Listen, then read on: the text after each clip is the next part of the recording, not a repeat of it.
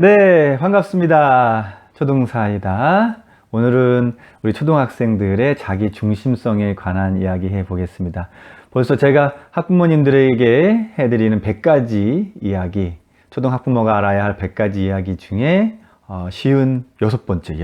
이제, 중간이 지나갔습니다. 예, 계속 열심히 달려가 보도록 하겠습니다. 초등생의 진짜 속마음 한 구절 먼저 읽어드리고 오늘 이야기 들어가 보겠습니다. 우리 아이들이 조금 더 편하고 익숙한 것들에 길들여지지 않기를 바랍니다.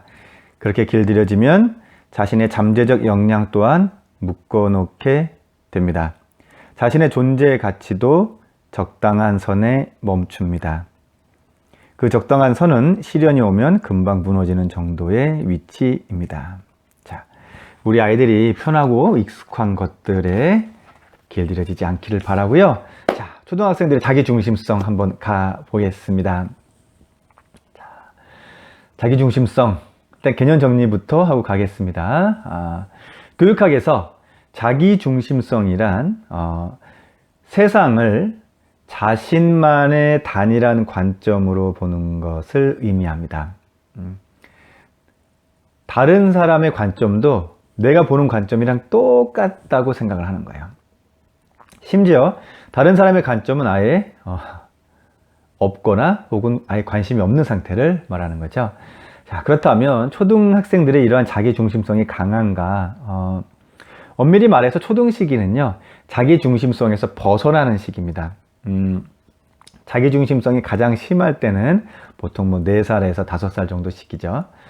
그때 어머님들이 이렇게 말씀하시죠. 미운 4살, 미운 5살.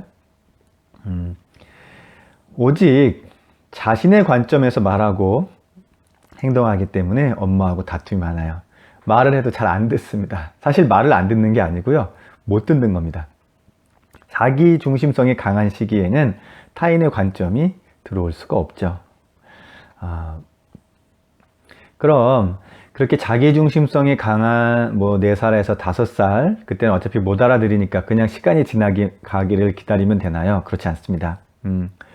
어른이 다른 관점으로 설명해 주는 건 이해를 못하지만 또래와 함께 문제를 경험하면서 문제를 마주하면서 자기중심성에서 벗어나는 속도가 빨라집니다. 보통 그 시기에 어린이집이나 유치원에서 또래와 놀면서 이제 알게 되죠. 이런 거예요. 어린이집 장난감 중에 자동차를 갖고 놀고 싶은데 영수가 먼저 자동차를 갖고 놀면 부당하다고 느껴요. 왜냐면 그건 내가 놀아야 되는 장난감이니까. 그래서 당연히 선생님께 알렸는데 오히려 차례를 기다리라는 말을 듣게 됩니다. 그럼 충격을 받죠. 선생님이 나와 다른 생각을 하고 있구나. 그러한 사건들을 마주하면서 조금씩 타인을 의식하게 되는 계기가 됩니다. 자, 이렇게 또래와 어울리면서 사건을 마주하면서 자기 중심성에서 조금씩 벗어난다는 건데요. 저 자동차를 원하는 사람이 나 말고도 다른 사람이 있구나. 이제 그런 걸 알게 되는 거죠. 그러면 보통 이제 학교에 와서 몇 학년 정도 되면 자기 중심성에서 벗어나나요? 아이들마다 발달 속도는 차이가 납니다. 그래도 대부분 초등 3학년 정도 되면 이전과는 확연히 달라집니다. 그러함에도 불구하고 초등 3학년이 되었음에도 불구하고 다른 또래들에 비해서 자기 중심성이 강하게 남아있으면 좀 문제가 발생해요. 어떤 문제가 생기냐면 친구들과 놀기가 어려워집니다. 이런 거죠. 가위바위보를 했는데 분명히 졌는데 술래를 하기 싫다고 안 해버려요. 이렇게 몇 번 반복되면 친구들이 같이 놀까요? 그렇지 않죠. 이제 사회성에도 문제가 발생할 가능성이 높아지고요.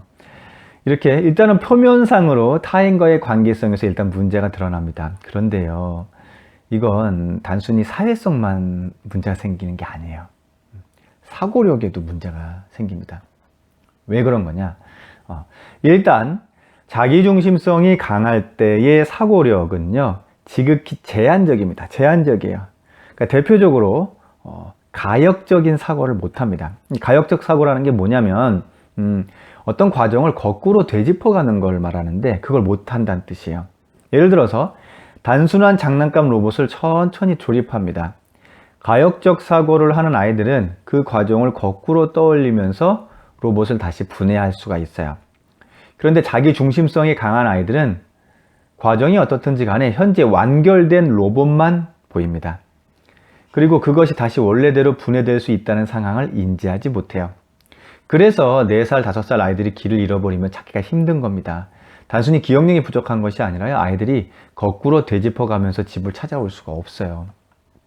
자, 간단히 표현하면 자기 중심성이 강할수록 거꾸로 되짚는 그런 가역적 사고를 이제 하기가 어려워하는데요. 이러한 가역적 사고를 못하면 초등생활을 하는데 불편합니다. 예. 문제는 이것이 단순히 가역적 사고를 또 못한다는데 그치지 않기 때문인데요. 초등시기 인지 발달에는 순서가 있어요. 자기 중심성에서 벗어나면 이제 가역적 사고를 할 수 있게 되고, 그렇게 가역적 사고를 충분히 거친 뒤에 고학년이 되면 눈에 보이지 않는 것들에 대해서도 가역적인 사고를 합니다. 그걸 뭐냐면 합리적이고 추론적인 능력이 생기는 거예요. 자, 더 나아가서 추성적인 사고로까지 이어집니다. 자, 결국 자기 중심성에서 벗어나지 못한 아이들은요, 초등 고학년이 돼도 합리적이고 추론 능력, 추상적인 사고 능력이 또래에 비해서 현저히 낮아집니다. 심하게 표현하면 계속 1, 2학년 수준의 논리성을 갖춘 사고를 하는 거죠. 자, 그렇다면 이러한 자기 중심성에서 빨리 벗어나야 되겠죠. 물론 아주 급하게 빨리 벗어날 건 없습니다. 발달 단계에 맞으면 돼요. 자, 자기 중심성에서 이제 타인도 인식하는 그런 과정으로 벗어나게 도와주는 방법 뭐가 있을까요? 자, 구체적으로 말씀드리기 전에 러시아의 교육심리학자 비고츠키 이론을 잠깐 말씀드릴게요. 자, 비고츠키가 실험을 했습니다. 자기중심성이 강한 아이들만 따로 모았어요.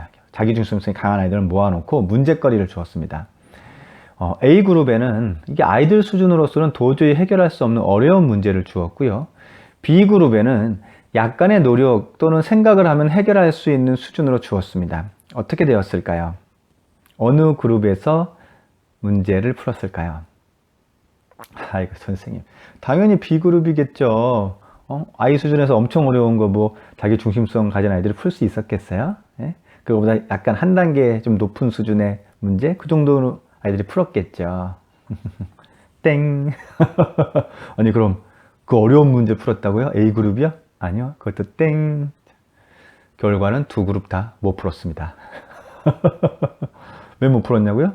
아까 말씀드렸지 않습니까? 전제 두 그룹 모두 다 자기 중심성이 강한 아이들이었다고요. 가역적인 사고를 하지 못했기 때문에 두 그룹 다 풀지 못했어요. 아니 그럼요 선생님 뭘 어떻게 하라고요? 그런데요, 이 실험의 핵심은 문제를 푸느냐 못 푸느냐가 아니었어요. 당연히 문제는 못 푸는 거죠. 가역적 사고를 못 하는데 아주 어려운 문제든 한 단계 뛰어넘는 문제든 못 풀죠. 다른 걸 보려고 한 겁니다. 다른 이유가 있었습니다. 뭐냐면요, 비고츠키가 관찰한 건 그 두 그룹의 아이들이 자신들의 자기중심성을 벗어나려고 했느냐 하지 않았느냐를 관찰하는 거예요.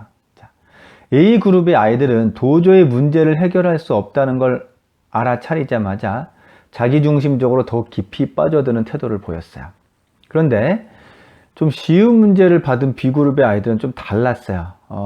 못 풀긴 못 풀어요. 못 푸는데 뭔가 좀 못 풀어도 이건 내 수준에서는 못 풀어도 뭔가 다른 방법으로 풀려고 애쓰거나 가장 결정적으로 주변에 물어보려는 태도를 취했습니다.